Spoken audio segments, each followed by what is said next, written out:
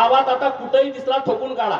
आता आपण बैलगाड्याच्या शर्यती लावतो, लोक बक्षीस लावतात 5 लाख रुपये, 3 लाख रुपये दुसरा नंबर, 2 लाख रुपये तिसरा नंबर, 1 लाख रुपये चौथा नंबर, 50,000 पाचवा नंबर.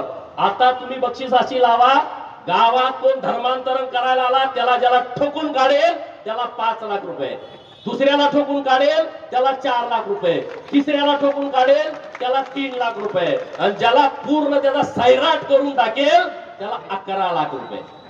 हे करा. हो आता पादरी म्हणत असेल मी जेलमध्ये जायला, तुला सुट्टी नाही. ऋतुजाचा जीव गेलाय आमच्या.